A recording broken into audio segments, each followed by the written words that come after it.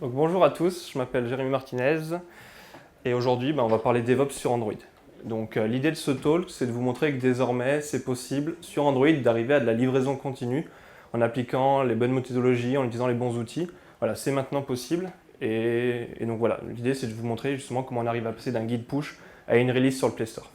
Vous pouvez me retrouver sur Twitter ou sur mon blog. Vous allez voir, les articles de blog sont très inspirés de ce talk. Je travaille actuellement chez Captain Train.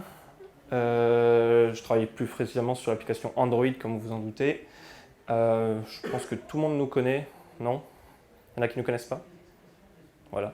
Donc, vite fait, le but c'est qu'on vende un maximum de billets d'un maximum de transporteurs partout en Europe.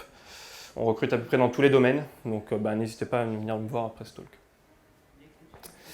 Je vais faire un peu différemment, je vais commencer par la conclusion. Les process dépendent du contexte. L'idée, c'est que tout ce que je vais raconter aujourd'hui, c'est pas forcément copier-coller et on peut l'appliquer chez vous. Grosso modo, ça dépend énormément de votre application, de votre projet, de votre équipe, de votre produit, de votre entreprise. Voilà, ça dépend vraiment du contexte dans lequel vous êtes. Je pense qu'il y aura des bonnes idées que vous pouvez reprendre ou que vous pouvez réutiliser. Mais voilà, c'est aussi à être pragmatique et à prendre ce dont on a besoin. Typiquement, chez Captain Train, tout ce que je vais présenter aujourd'hui, on ne le met pas encore en place. On y tend, on essaye, mais on n'est pas encore là. Alors DevOps, donc qu'est-ce qu'on appelle le DevOps? Donc on va commencer par une définition. Donc c'est fluidifier le processus de mise en production en rassemblant les équipes de développement et les équipes opérationnelles. Déjà, quand on voit la définition, on peut se rendre compte qu'il y a un petit souci, c'est que c'est quoi les équipes opérationnelles pour un développeur Android? En fait, ça n'existe pas. Ça s'appelle le Play Store et on ne peut pas se lever, aller lui parler dans le bureau d'à côté. Donc ça commence à être problématique et donc justement l'idée c'est qu'on arrive à voir comment on peut faire cette communication avec le Play Store. Donc là j'ai rassemblé un peu tous les termes dont on va parler aujourd'hui et l'idée c'est de voir comment on peut les appliquer à Android et voir ce qu'on peut en ressortir. Oui, le slide fait un peu Apple mais faut pas voir. On va commencer par l'intégration continue. Donc pourquoi faire une intégration continue? La première chose c'est qu'on a un build automatique. Donc le build automatique, on va arrêter les ça marche chez moi. Ça doit builder partout, notamment sur le serveur d'intégration continue. Donc ce talk, je vais sûrement enfoncer quelques portes ouvertes. L'idée c'est aussi de se faire un gros rappel et de voir un peu ce qui est important. On a du fail fast. Donc l'idée c'est qu'on puisse failer le plus tôt possible. Si on fail le plus tôt possible, on est capable de corriger le plus tôt possible. Donc on peut failer directement à chaque push. C'est testé constamment. Du coup, on a plus confiance dans notre code. Le packaging est constant, donc ça va en fait surtout empêcher les erreurs humaines. Si on package toujours de la même façon, il n'y a pas de raison que le jour où on a vraiment besoin de packager pour livrer, on ne va pas pouvoir le faire. Et enfin, ça fait des releases plus faciles, tout simplement parce qu'en fait, on a plus confiance, on est plus serein au moment de faire notre release, et donc du coup, on se prend un peu moins la tête, on a moins de mauvaises surprises. Donc, pourquoi je parle d'intégration continue? Et vous allez voir que ça fait quand même une bonne partie de la présentation, c'est parce que c'est la base d'un process solide. On ne peut pas arriver à faire de la livraison continue si on n'a pas une bonne intégration continue. C'est vraiment trop jouer avec le feu. L'idée, c'est que si on a une bonne intégration continue, on peut avoir confiance dans notre process, et si on a confiance dans ce process-là, on est capable de passer à de la livraison. Mais avant, faire de la livraison sans l'intégration, c'est idyllique. Utopique. Donc voilà une pipeline classique. Push, build, test, code quality et packaging. Donc ça va tourner. Donc ça, c'est des jobs.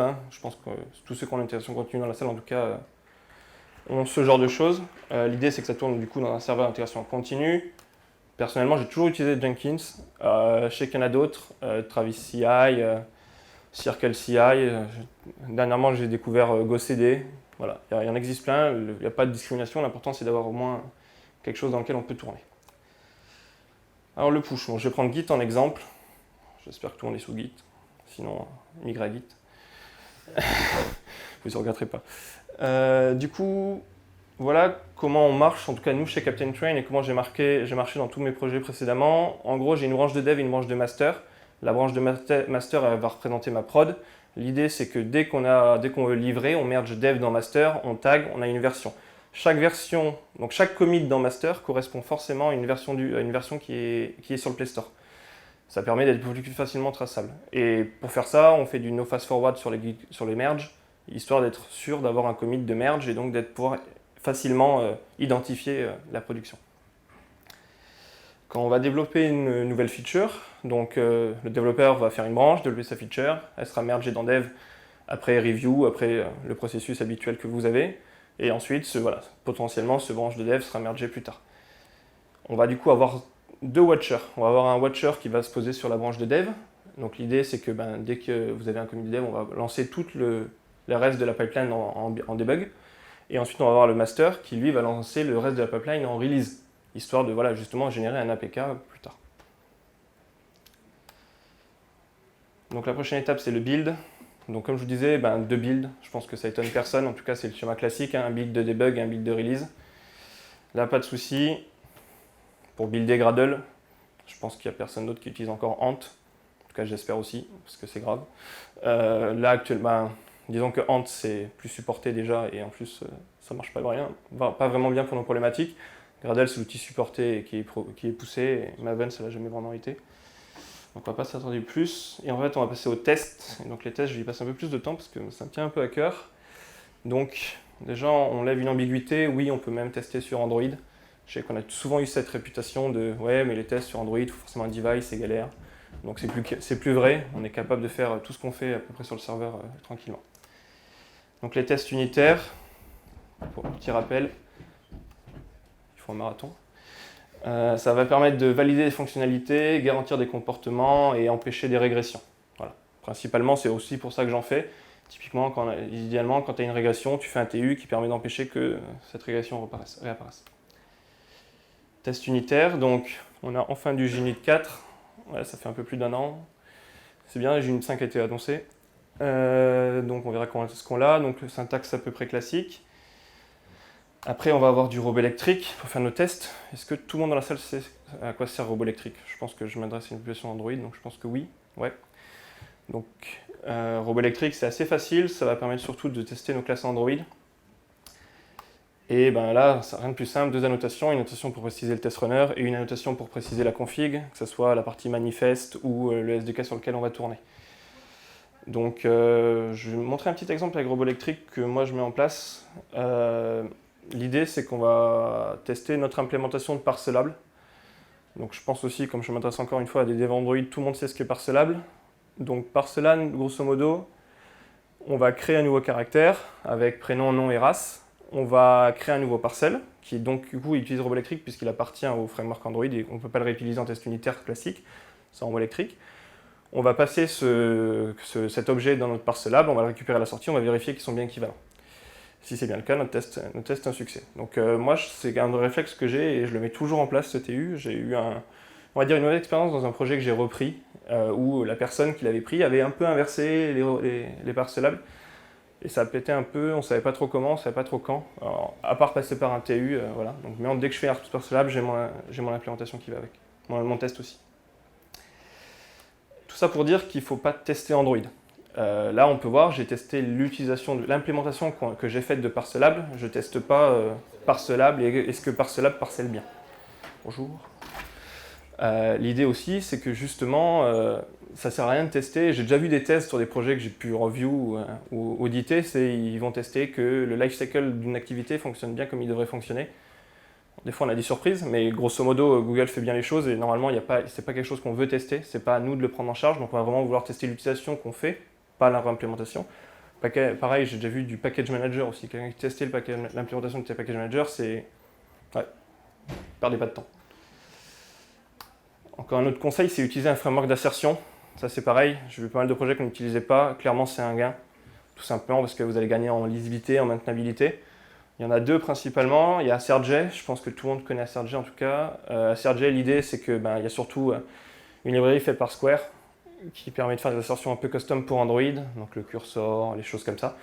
C'est assez intéressant. Et après il y a Truth. Alors, moi je préfère Truth, tout simplement parce que finalement ce que fait Square c'est pas non plus phénoménal.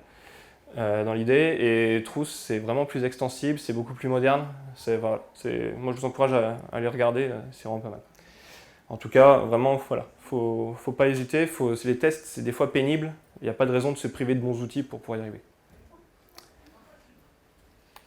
Test d'intégration, donc là, il y a longtemps eu le débat Espresso ou Robotium. Mon avis personnel c'est qu'il n'y a pas eu vraiment de débat. Espresso c'est poussé, maintenant il y a de la doc, waouh. L'idée aussi, c'est que c'est poussé par Google, l'API est vachement plus extensible et que ça marche vraiment bien. Robotium, ça vieillit un peu, bon, ça fonctionne toujours, hein, mais voilà. Si en tout cas pour un nouveau projet, je n'irai pas sur Robotium. Alors, une question qui revient souvent sur les tests d'intégration, c'est qu'est-ce que je teste? Et alors là, moi, mon avis, c'est qu'il faut toujours tester uniquement les user flows principaux.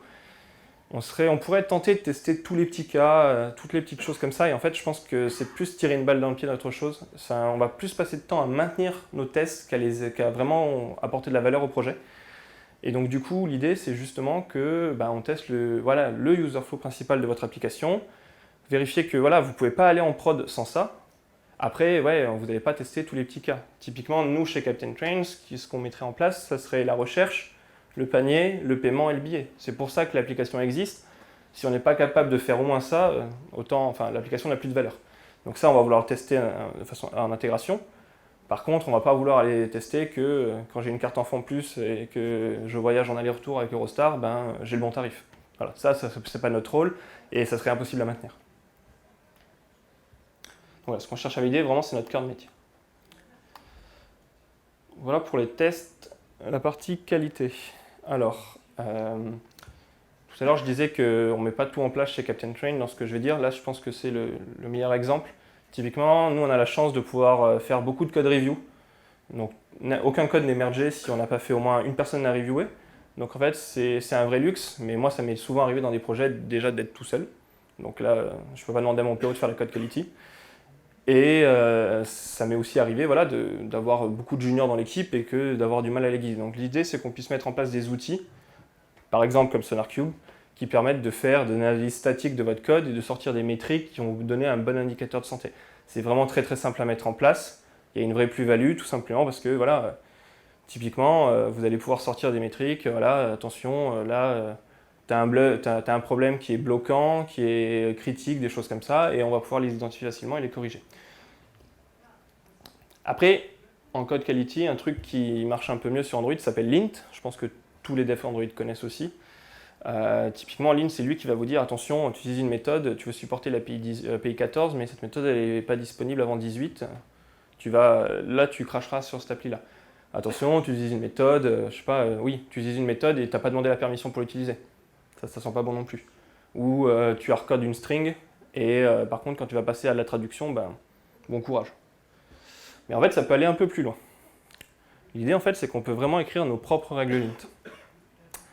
Donc, je vais vous expliquer un petit peu comment on écrit une propre règle Lint. Je vais prendre un exemple, je pense que c'est toujours le plus simple, pour vous montrer que ça peut être puissant, que ça peut vraiment être vraiment appliqué à votre projet et à vos problématiques.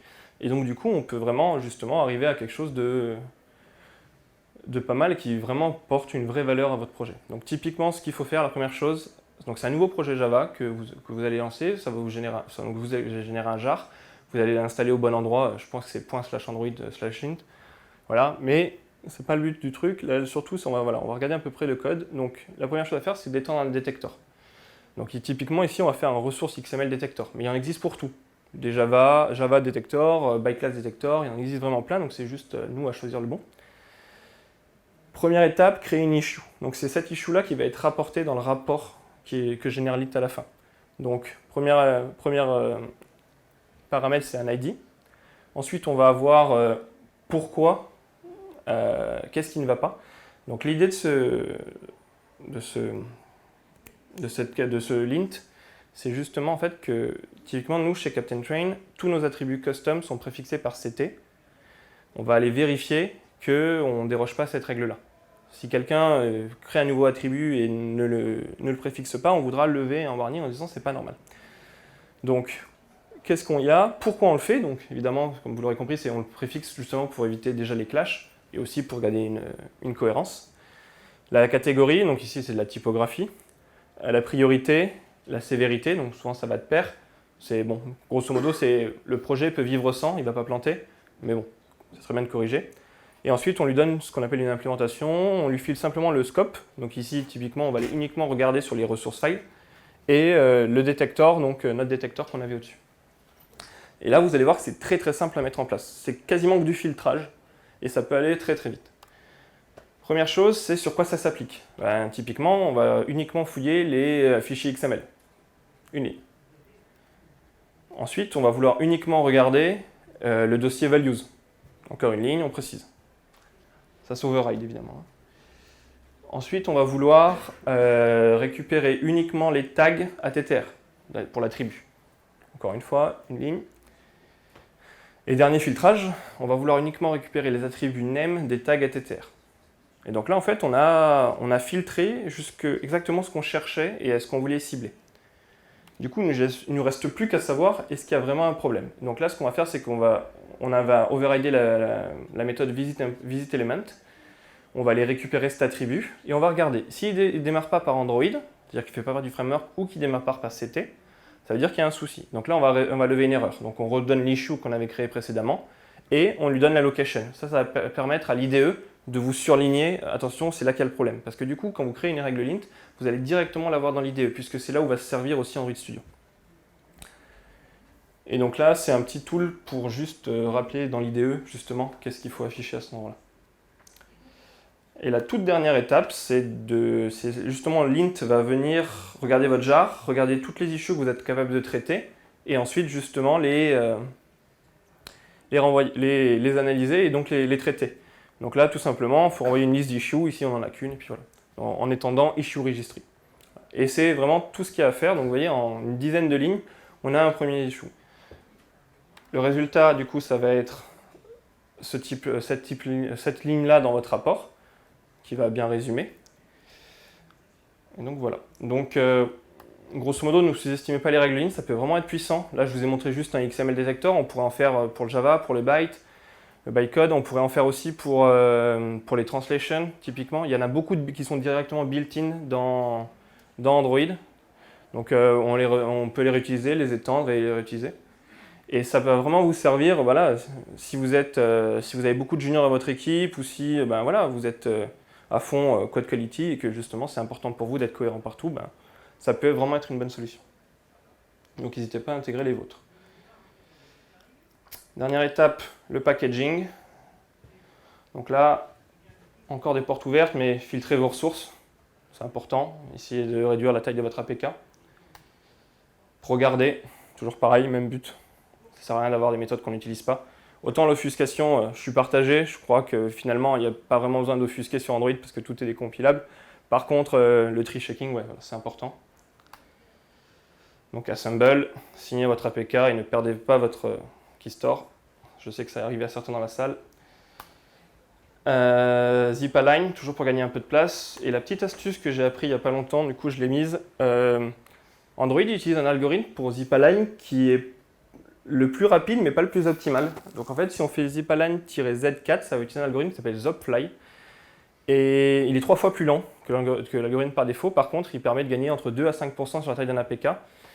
Donc potentiellement, voilà, si ça permet de gagner de la taille gratuitement, et utilisez-le. Typiquement, nous, je crois que chez Captain Train, quand j'avais essayé, ça nous faisait gagner 150 kg à peu près. Pour 6 ou 7 mégas. Voilà, donc là on a une intégration continue. Donc là, comme je vous disais, je pense que j'ai peut-être fait des petits rappels, je ne pense pas avoir réinventé la roue, mais c'est vrai que l'intégration continue, ce n'est pas vraiment un réflexe chez Dev Android. Ça le devient, j'ai l'impression, mais je vois encore beaucoup de projets qui n'en ont pas et qui négligent cet aspect-là, et je pense que voilà, c'est un aspect non négligeable si on veut vraiment aller en prod, si on veut vraiment faire quelque chose de professionnel. Donc à la fin de cette intégration continue, on a un APK. Ok. Maintenant, typiquement, là, normalement, la plupart des gens s'arrêtent et font « Ok, j'ai mon APK, je vais voir mon Play Store, clic au Chrome, boum, boum, boum, j'ai fini, voilà, moi, je suis en prod. » L'idée, c'est que ça, déjà, c'est error prone, c'est-à-dire qu'on l'erreur humaine arrive. Et nous, voilà, l'idée, c'est qu'on essaye justement d'automatiser cette partie-là.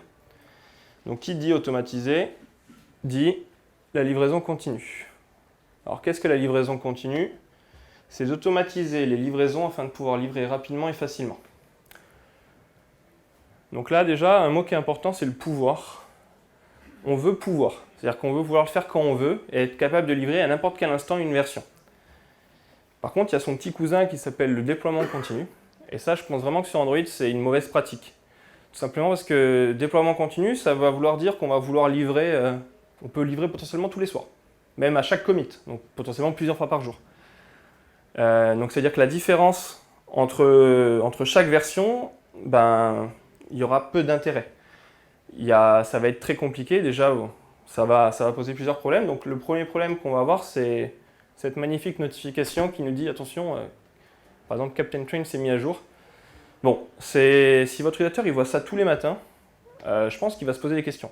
Il va se dire, soit ils font n'importe quoi, soit ils me bouffent mon réseau, soit il y a tellement de bugs qu'ils doivent livrer tous les jours, ça commence à être bizarre. Donc, et en plus, on se prend aussi des commentaires en mode une étoile qui disent oui, attention, trop de mises à jour, c'est nul à chier. Ok, merci, ça m'aide beaucoup pour la suite, mais voilà. Ensuite, l'autre chose aussi, c'est qu'il n'y a pas assez de contenu. Donc si entre deux versions, vous livrez tous les soirs, généralement, il y a un petit incrémental, mais il n'est pas énorme. Et en fait, vous allez avoir du mal à pouvoir marketer votre produit. Typiquement, vous n'allez pas pouvoir dire, ben voilà, il y a tout ça qui est dans cette nouvelle version, allez voir. Vous allez dire, ouais, ben là, ça change ce petit truc-là, mais après, ça va venir, mais là aussi, ça sera que ce petit truc-là. Il y aura moins de contenu, du coup, votre équipe marketing, elle va pouvoir moins marketer dessus, elle va pouvoir moins garder, voilà, un espèce de lien avec votre utilisateur, et ça fait vraiment partie, je pense, de la conversion d'une application. C'est cet aspect, voilà, j'ai une mise à jour, j'ai des nouveautés, qu'est-ce que j'ai? Ah oui, c'est pas mal, c'est nouveau, voilà. Ça fait vraiment partie aussi du produit. Donc, pouvoir n'est pas vouloir. On veut pouvoir livrer quand on veut, mais on ne veut pas livrer tout le temps. Voilà. C'est vraiment, voilà, on veut choisir notre moment de livraison. Et c'est vraiment important. Du coup, on parle de release depuis le début, de livraison, mais au final, c'est quoi? Alors, ça, c'est un processus que j'avais commencé à mettre en place dans les projets où j'étais avant et que j'ai découvert un peu chez Captain Train qu'on faisait pareil. Et c'est vraiment, je pense, la bonne solution. Donc, c'est une première partie de bêta, ensuite un rollout qui va faire progressif, donc 5, 10, 20, 50, et une release à 100%. Ça va se dérouler sur 2 semaines. Une semaine de bêta et une semaine rollout, plus du coup finalité au complet. Et donc en fait, ça, on va le faire toutes les 6 semaines. Ça, c'est une règle qui est immuable chez Captain Train. C'est que toutes les 6 semaines, il y a une nouvelle version. C'est la semaine prochaine. Et cette version, justement, en fait, pourquoi le 6 semaines? Alors, ça, c'est l'équipe qui l'avait mis avant en place, donc Cyril et Mathieu. Et en fait, c'est vrai que pour notre problématique, c'est pas mal, tout simplement parce que 6 semaines, c'est suffisamment court pour nous laisser du temps de garder notre utilisateur en haleine, c'est-à-dire qu'il ne nous oublie pas. Il se dit, voilà, toutes les 6 semaines, il sait qu'il y aura des nouveautés Android. Donc ça peut être intéressant pour lui, des nouveautés Captain Train, il va pouvoir regarder. Et c'est suffisamment long pour nous laisser livrer des vraies features. Typiquement, on a des features qui peuvent être assez longues, mais elles ne font jamais plus de 6 semaines, ou rarement. Donc généralement, on est capable en fait d'embarquer quelque chose toutes les 6 semaines qui a un peu de marketing, qui est un peu visible, et qui nous laisse le temps de le finir de bout à bout. Voilà. Donc ça c'est pareil, hein, c'est en fonction des projets. Typiquement, je pense que pour un projet qui démarre, notamment quand j'étais toute la partie SS2I, on était au sprint, souvent on livrait toutes les 2 semaines, parce que c'est vrai qu'on livrait beaucoup de choses nouvelles régulièrement. Donc là, on était capable de livrer très très vite. Maintenant, voilà, quand on a un projet qui est un peu plus vieux, voilà, on est capable de livrer un peu moins souvent et donc de garder un peu plus la main sur cette partie-là. Et après, on livre le mardi. Donc ça sera mardi prochain. Mardi, tout simplement parce que voilà, ça a été prouvé que c'était le jour le mieux pour livrer. Mais surtout, voilà, je pense que ça allait mieux dans l'équipe et que moi, ça ne me dérangeait pas, donc j'ai dit oui, allez. Et donc, ok, ça c'est bien, c'est dans le temps, voilà, donc mardi prochain, mais qu'est-ce qu'on fait mardi prochain? Mardi prochain, en fait, on fait juste un merge, comme je vous disais au début. On va prendre la branche des devs, on la merge en master, on va taguer, ce sera la V21, et on va rouler. Ça va entraîner donc la partie intégration en continu que j'ai présentée jusque-là, puis la pipeline de livraison continue. Donc dans cette pipeline de livraison continue, je vois 2 étapes principalement, c'est la partie screenshot et la partie publish. On va commencer par les screenshots, et voilà, ne négligez pas les screenshots. Ça fait vraiment partie de la conversion de votre application. Je vois beaucoup d'applications où les screenshots ont été pris vite fait ou mal fait, et je pense que c'est vraiment les screenshots aussi qui vont donner envie à l'utilisateur d'installer votre application. Donc ne les négliger ou ne pas avoir des screenshots à jour, des sortes de choses. Je pense que ça peut vraiment vous pénaliser, donc c'est important de prendre un peu de temps pour pouvoir les réaliser. Qui dit screenshot à jour dit aussi, ça le fait souvent, et donc on va vouloir les automatiser. Donc nous, c'est ce qu'on a fait chez Captain Train. On a automatisé ce processus-là avec un outil maison qui est basé sur UI Automator. Donc ça, c'est Flavien Laurent qui l'avait fait. L'idée en fait c'est que juste UI Automator c'est un truc qui va générer des clics, hein. C'est un peu comme Espresso, sauf que ça peut aller hors de votre app. Espresso il est limité au processus de votre app. Typiquement là on va pouvoir aller jouer aux settings, changer la langue, revenir et faire en fait le processus, donc langue par langue, prendre les screenshots, etc. générer. Donc nous on a fait un outil maison aussi parce que on avait des petits besoins à nous, mais typiquement après on a un step de post-processing qui va permettre justement de mettre la bonne frame, donc le bon device, des choses comme ça. Mais il y a d'autres solutions. La première chose à laquelle je pense, et c'est comme ça que je faisais avant, c'est Spoon, qui est fait par Square. Donc Spoon, encore une fois, je pense que tout le monde connaît. Cool. Et en fait, du coup, Spoon, comme ça prend des screenshots et que ça vous génère votre rapport de test d'intégration, il n'y a pas de raison de ne pas réutiliser ces screenshots, en fait. On pourrait très bien les réutiliser. Et du coup, voilà, ça vous fait votre conversion. Et enfin, il y a un dernier outil que j'ai découvert, par contre je ne l'ai pas utilisé, ça s'appelle ScreenGrab, c'est fait par Fastlane. Et du coup, ça permet, justement, en configurant la partie screenshot, de pouvoir le générer avec une tâche Gradle.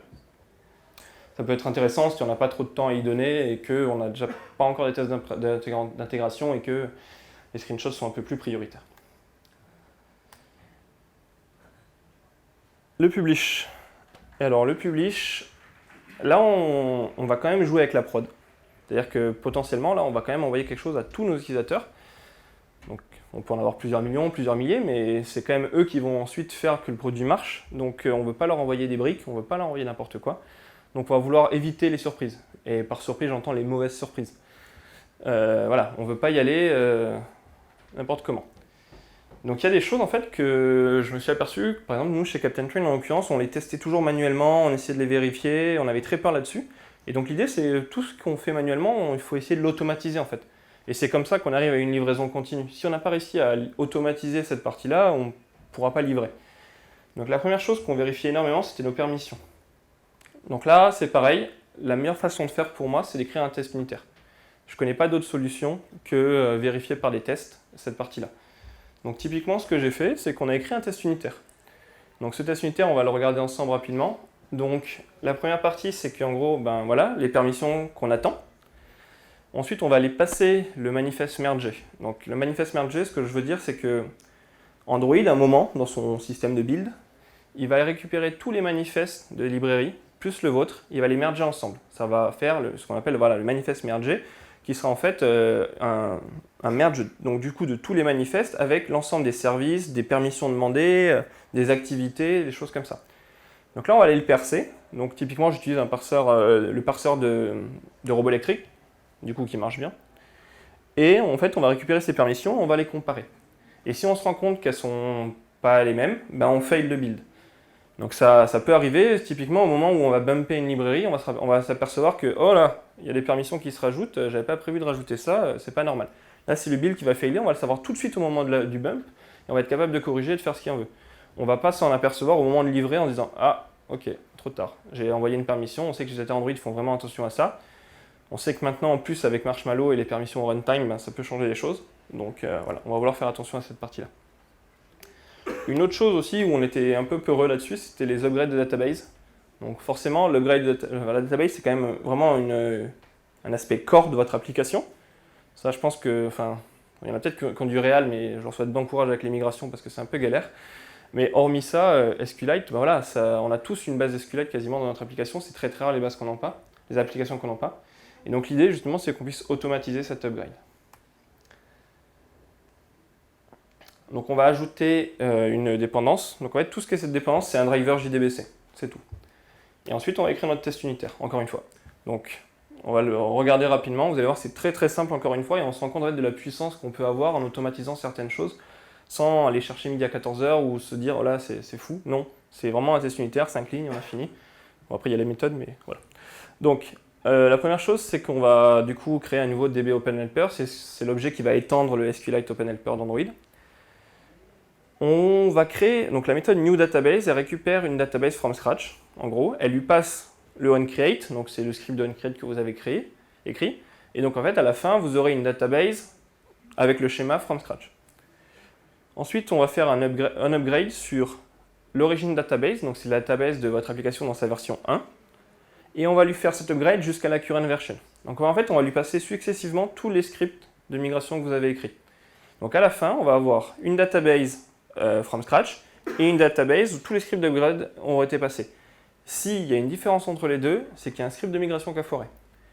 Donc là ça va être le but, ça va être corrigé. Donc en fait, ce qu'on fait, c'est qu'on va extract les deux schémas, on va les comparer. S'ils ne sont pas égaux, c'est qu'il y a un problème. Donc ce extract schéma, c'est cette méthode-là qu'on va regarder maintenant. Et vous allez voir qu'elle est simple. On récupère une connexion du driver JDBC à la base SQLite. On récupère ses metadatas. Dans ces metadatas, on va récupérer la liste des tables. Et ensuite, en fait, on va passer dessus, on va faire un for. Et on va constituer une string qui va être en fait une espèce d'identifiant de votre table. Une description.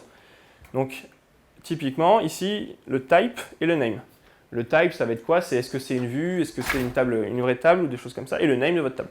On fait cette string, on l'ajoute dans notre schéma. Donc notre schéma, en fait, c'est juste un set de strings. Finalement, voilà, c'est ce qui va décrire notre base de données. Pour les colonnes, on fait faire pareil. On récupère les metadata, on récupère les colonnes de la table associée. On va récupérer comme metadata donc le name, le type de colonne, is nullable ou le default. Pareil, on crée une string associée à ça qui va identifier en fait notre colonne uniquement et on l'ajoute dans notre schéma. Donc en fait, quand on va vouloir ensuite se retrouver à comparer, en fait, ce qu'on va comparer, ça sera vraiment deux schémas où on aura voilà, la description des tables, la description des colonnes. Est-ce que je retrouve bien le même nombre de tables avec le même nom? Est-ce que je retrouve bien le même nombre de colonnes avec le même nom, les mêmes descriptions, etc. Mais en fait, on peut aller un peu plus loin. On pourrait très bien comparer les primary keys, elles sont disponibles dans les metadata. On pourrait comparer les cross-references et on pourrait comparer les indexes. En fait, on peut vraiment tout comparer.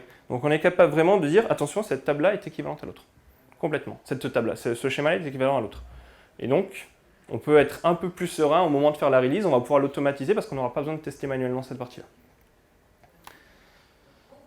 Le Play Store, notre grand ami. Alors le Play Store, qui dit Play Store, dit console. Et donc la première console qu'on va aller voir, c'est la console de développeur. Donc la console de développeur, bon, je pense qu'on la connaît tous si on a fait au moins une application. Je crois on n'y échappe pas. Et donc là, ce qu'on va vouloir faire, en fait, c'est aller activer l'API, donc ce qui est la Google Play Android Developer API, qui va nous permettre justement d'accéder à la partie Play Store. Donc là, c'est facile, on va pouvoir créer, donc une fois qu'on l'a activé, on va créer un nouveau credential de type service account.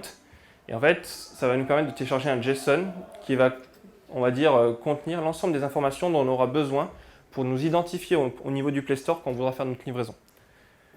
Donc on récupère ce JSON, on le met de côté. On a fini avec la première console, maintenant on attaque la deuxième console. On trouve ça perdu dans un sous-menu à la Google. Settings, API Access. Et en fait, ce qu'on va faire, c'est qu'on va linker notre application à notre projet dans la console de développeur. Tout simplement parce que potentiellement, on pourrait très bien avoir plusieurs applications sur le même compte, ou on pourrait avoir plusieurs comptes sur la même application. Ça, il n'y a pas de souci. Donc c'est à nous de les linker. Une fois, donc là, on a fini avec toute la configuration, et maintenant, on va choisir notre client. Donc en fait, ce que fait Google, c'est ce qu'ils exposent une API HTTP. Alors, cette API HTTP, c'est bien, on pourrait très bien faire nos requêtes à la main, mais pour nous éviter aussi d'être trop bas niveau et vraiment d'avoir trop de détails, en fait, ils proposent aussi des clients. Donc il y a un client Java, un client Ruby, un client Python, et je crois qu'il y a pas mal d'autres langages qui sont encore en alpha. Mais ça vaut le coup d'essayer. Donc typiquement, là, moi, pour cette présentation, je vais partir sur le Java. Chez Captain Train, j'ai fait ça en Java. Je suis le plus à l'aise. Et je pense qu'au moins les personnes qui sont dans la salle ici aussi. Mais voilà, donc l'idée, c'est qu'on parte sur la partie Java. Alors, il faut utiliser une dépendance avec une version dont seul Google a le secret. v2-rev20-1.21.0. Ouais, je ne sais pas ce que ça veut dire, mais bon, voilà, c'était ça qui donnait. Et une fois qu'on l'a fait, on passe au code. Alors l'idée de ce code, justement, c'est qu'en fait, on va vraiment scripter la mise en production. Première étape, on récupère un client HTTP, on récupère un parseur JSON, et ensuite, comme évidemment c'est pas open bar, on a besoin d'avoir des credentials et donc d'authentifier ces trucs, donc de nos échanges, donc on va créer un credential. Donc credential, bon ok, on lui passe le transport et le JSON, et ensuite on va lui passer des choses qui en fait ont été récupérées depuis le JSON qu'on avait téléchargé tout à l'heure. Typiquement, déjà il y a notre private key ID, il y a notre account ID qui correspond à l'email, il y a du coup le scope, parce qu'en fait ce Google Credential, en fait c'est un outil c'est un objet un peu, on va dire, qui est partagé entre pas mal de librairies. On pourrait très bien l'utiliser pour autre chose. Nous on va l'utiliser uniquement pour faire de l'Android Publisher.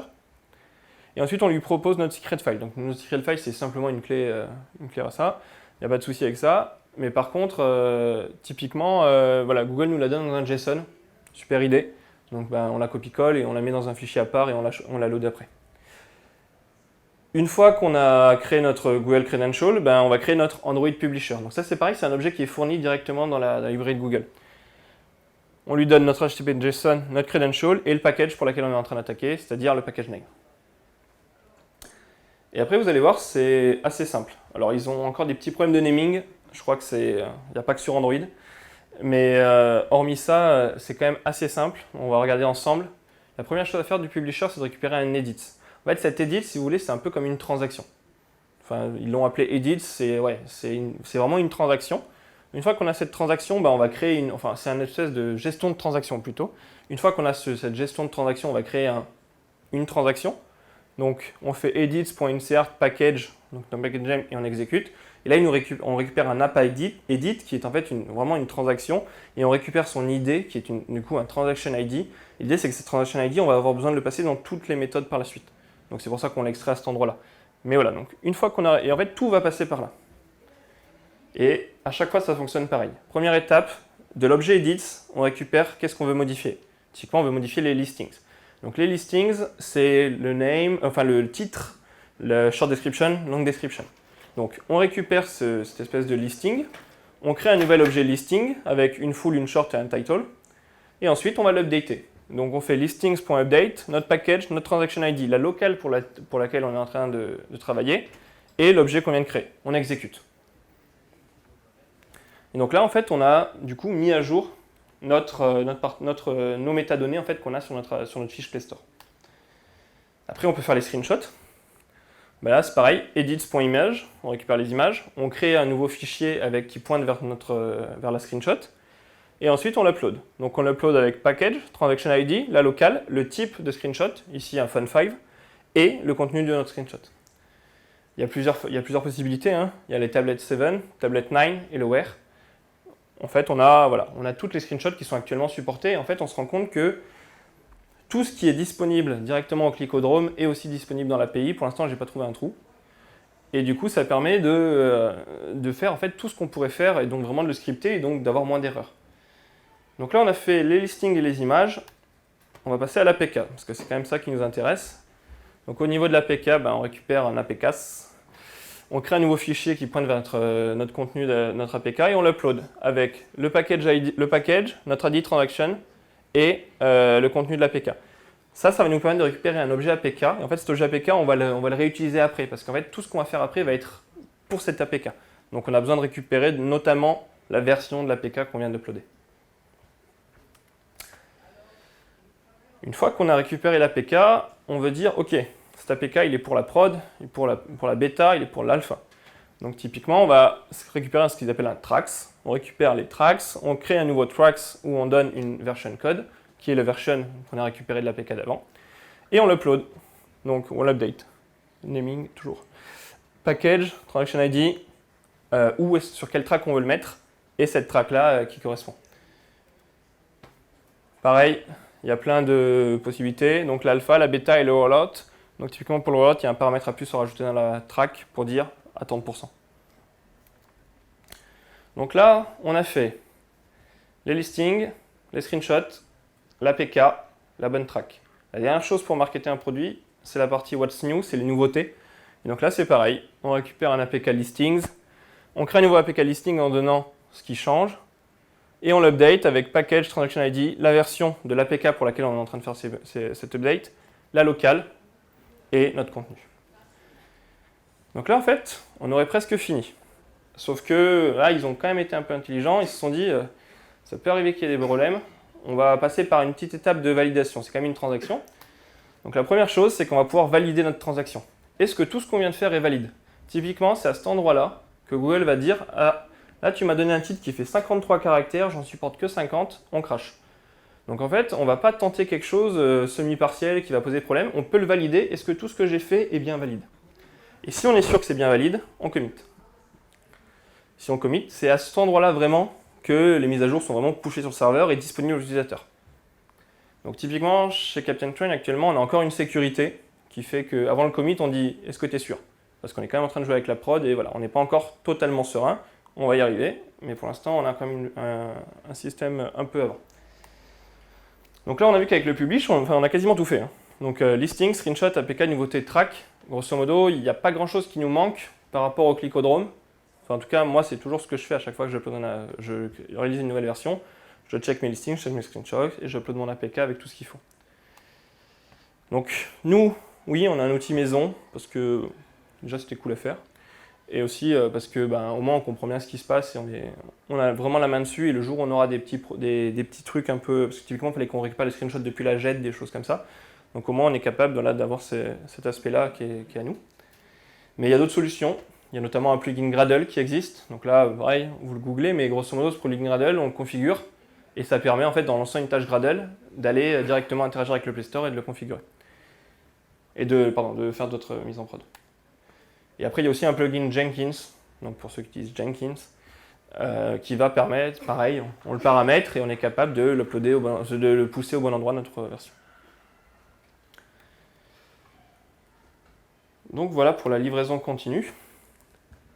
Donc on se rend compte que on a vraiment fait toute la pipeline. Donc on est vraiment passé d'un git push, en passant par le build, passage de test unitaire et d'intégration. On mesure le test quality. Typiquement, on mesure le test quality, on pourrait très bien imaginer que si par exemple SonarQube découvre un bug bloquant, eh ben on fail le build. On a packagé notre APK, on a récupéré notre APK. Fin de la pipeline qu'on enchaîne, la partie screenshot qu'on peut automatiser et la partie publish qui du coup fait vraiment votre mise en prod et donc on est vraiment arrivé sur le Play Store. Donc d'un git push à une release sur le Play Store. Voilà, je vous remercie et si vous avez des questions, c'est Shogun.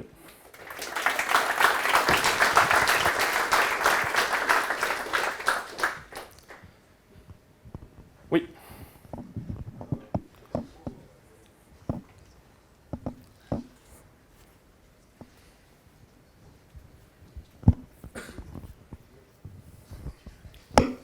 Oui, bonjour. Bonjour. Tu me disais que pour publier, tu avais juste à merger sur master. Ouais. Quand est-ce que tu bumpes la version de ton APK dans ce flow-là? Est-ce que tu le fais à la main? Est-ce que ça se fait tout seul? Et du coup, question corollaire, si tu as un problème en bêta et que du coup tu dois faire une version mineure pour corriger, etc., comment ça marche? Ouais. Comment tu gères ça? Alors, je bump avant. Généralement, nous, en tout cas, ce qu'on fait chez Captain Train, moi, je le bumpais juste avant la release. Ce qu'on fait, nous, actuellement, c'est qu'on bump en début de ce qu'on peut appeler un sprint, hein, donc au début des 6 semaines. La première chose qu'on fait, c'est qu'on bump ces versions-là et on attaque.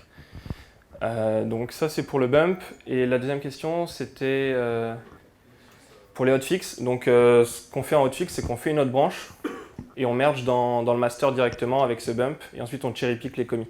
Voilà. Donc ça, c'est du Git un peu classique. Pour les hotfix, je ne suis pas toujours d'accord avec ce qu'on fait actuellement, mais moi je préférais qu'on merge à la fois dans master et dans dev plutôt que cherry picker. Comme ça on aurait vraiment notre commit, mais au final c'est vrai que ça apporte pas grand chose en plus sur le principe. Mais voilà, actuellement c'est comme ça qu'on fait, c'est comme ça que j'ai fait jusque-là, hormis Captain Train. Donc, en tout cas, voilà. Et ça n'empêche pas de relancer le process du coup, hein, puisque ça watch. Oui. Je sais pas si on prend le micro ou pas.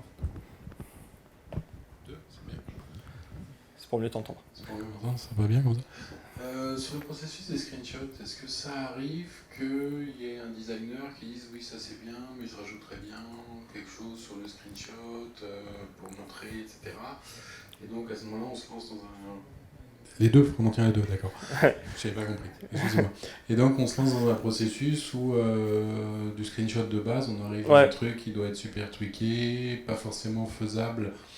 Des fois l'UI elle aime tricher. Comment ça se passe tout ça?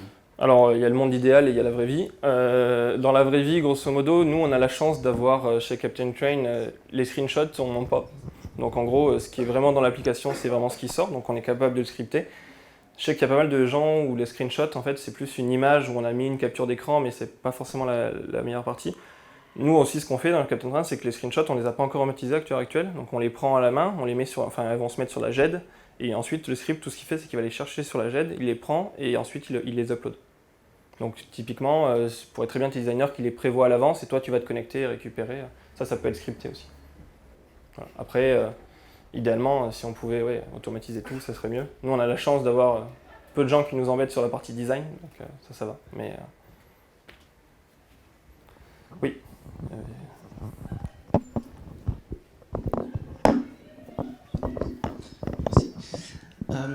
Ouais, c'est une question ou plus une incompréhension sur la partie migration de schéma de database. Tu as dit que tu comparais en fait l'avant et l'après et il fallait que ce soit pareil, mais du coup j'ai pas dû comprendre parce que si c'est pareil, c'est que c'est bon. T'as migré quoi en fait? Ok, je vais reprendre le test.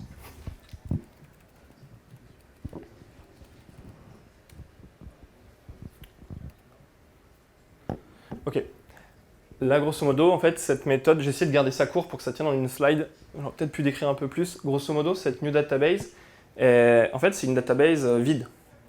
On lui passe le onCreate, et le onCreate, en fait, ce qu'il fait, c'est qu'il insère toutes tes tables, et donc avec tes colonnes, des choses comme ça, from scratch. Donc, en fait, si tu veux, il fait passer ton script qui existe from scratch. Ensuite, cette origin database, c'est une database, donc vraiment un point DB, quoi, qu'on a récupéré de la toute première version de l'application, donc qui a été en V1.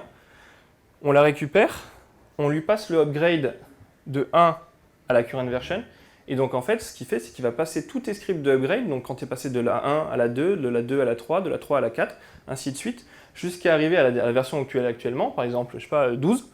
Et en fait, ici, c'est from scratch, donc c'est la version 12 de base qui a été installée par un script create, et ça, c'est la version 12, mais pas l'upgrade. Si tu as une différence, c'est que par exemple, tu as oublié une colonne. Et ça peut poser des problèmes. Ça va t'arriver un crash. Parce que moi, en tant que dev, quasiment mon appli, elle est toujours testée from scratch. Je passe mon temps à désinstaller mon appli, la réinstaller. Donc elle est très rarement upgradée et c'est pour ça qu'on veut justement arriver à... C'est pas quelque chose qu'on fait naturellement, donc on veut le vérifier. Ok, merci. C'est bon ? C'est vrai. Ça. Bonjour. Au niveau des... On m'entend ? Ouais. Okay. Au niveau des tests d'intégration que tu présentais tout à l'heure, ouais. Chez Capitaine Train, est-ce que vous déployez ces tests sur autre chose que vos devices branchés Alors je suis en train de les écrire, les tests d'intégration, donc okay. C'est tout neuf, on n'en avait pas jusque-là. Les tests d'intégration, il y a plusieurs solutions. Je dirais que si tu dépends vraiment du hardware, ça peut être intéressant de le faire sur des devices. Actuellement, il y a des solutions de farm de devices Amazon, il y a Cloud Test Lab qui a été lancé il n'y a pas longtemps. Bon voilà, c'est un peu pricey, mais ça peut, enfin ça dépend de la boîte aussi du coup, mais ça peut être une bonne solution. Ça, si tu veux vraiment faire ça tourner sur des devices physiques. En l'occurrence, moi chez Captain Train, jusque-là, nos features à nous ne dépendent pas vraiment du hardware, c'est plus Android et ce genre de choses, donc en fait on fait tourner sur Gemotion. Voilà, ça pour l'instant ça va être le but dans un premier temps, et ensuite potentiellement farm de device. Mais je pense que ouais, actuellement il n'y a pas trop à hésiter, je pense que c'est utopique d'essayer de se dire qu'on va récupérer un Samsung de chaque version et tous les brancher sur un hub USB et arriver à le faire tourner, quoi. Je pense que c'est plus flaky qu'autre chose et à partir du moment où tu peux pas lui faire confiance ou que tu passes ton temps à dire bon c'est encore cassé, on s'en fout, c'est que ton test il a plus grande valeur, quoi. Merci. Ça marche plus, je pense. Qu'est-ce que tu considères comme des bonnes métriques pour ta code quality ? Tu as parlé d'un outil qui permettait d'avoir des métriques. Ouais. Est-ce que tu vas des chiffres, on peut leur faire tout et rien ? Ouais. Ah d'accord. Alors, et qu'est-ce que tu considères comme des bonnes métriques ? Tout et rien. Je dirais que la première chose c'est d'être cohérent. Donc ça veut dire que je ne veux pas avoir des M dans une activité et puis pas de M dans une autre activité. Ça, l'important, c'est comment les règles du projet, tout le monde les respecte et que ça soit partout pareil. C'est-à-dire que tu n'hésites pas à te dire ouais, là je mets un M ou je mets pas un M. Ça, c'est pas bon, c'est déjà qu'il y a un souci. Si au moins c'est partagé ces règles-là, déjà ça va rendre une chose. Après, sur les métriques en elles-mêmes, je suis d'accord que les chiffres, ça peut tout vouloir dire. Voilà. En fait, SonarCube, par exemple, ça a l'avantage de. Ça liste des règles Java, tu peux leur donner un poids. Et en fait, typiquement, il va te dire attention, par exemple, un switch sans default. Est-ce que tu considères que c'est important, pas important ? Ça, c'est aussi à toi de décider à le paramétrer. SonarCube, tu le paramètres au moment où tu démarres ton projet. Si tu considères que c'est vraiment important et que ça peut vraiment être charge de bug, bah tu dis ok, ça c'est bloquant.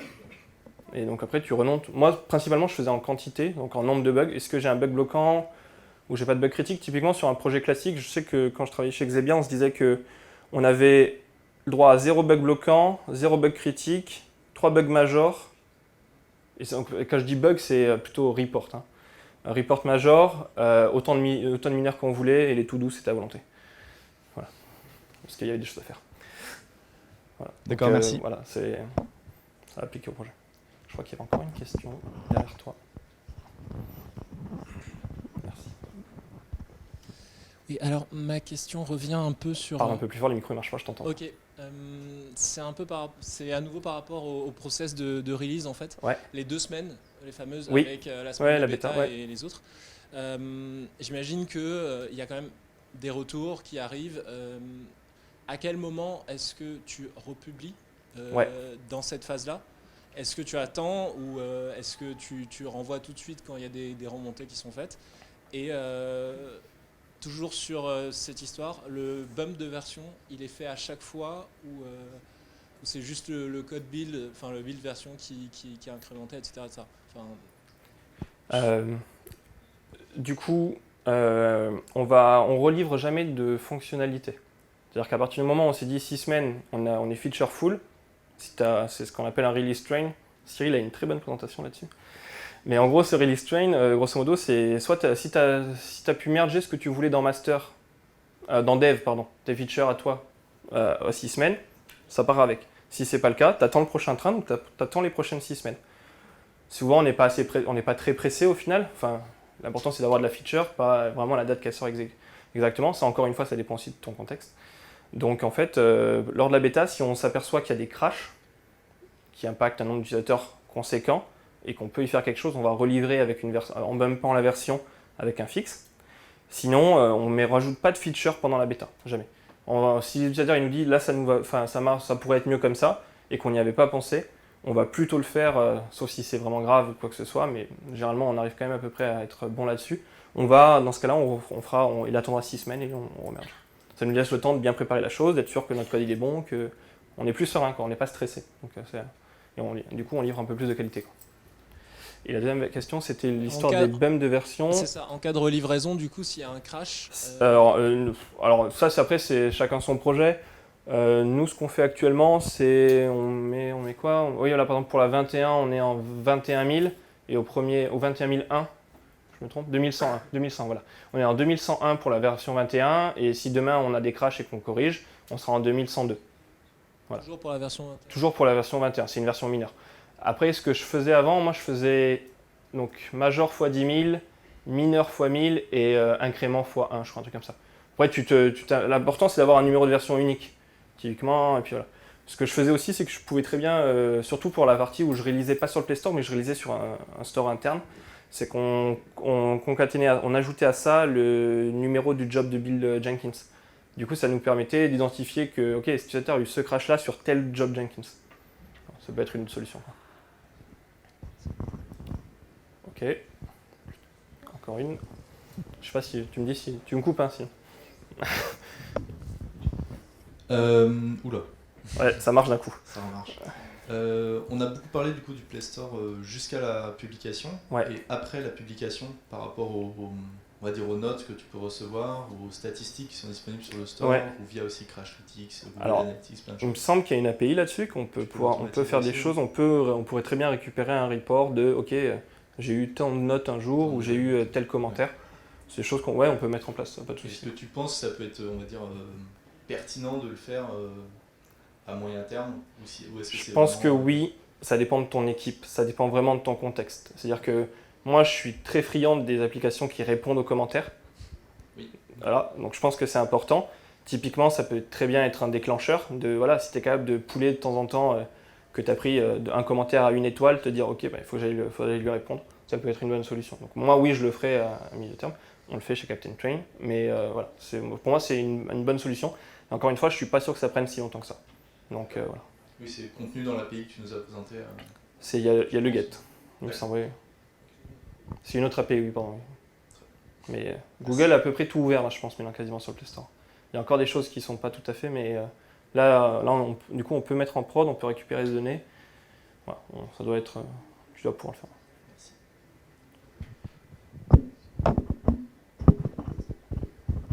Du coup, on est bon. Merci beaucoup. Merci à toi.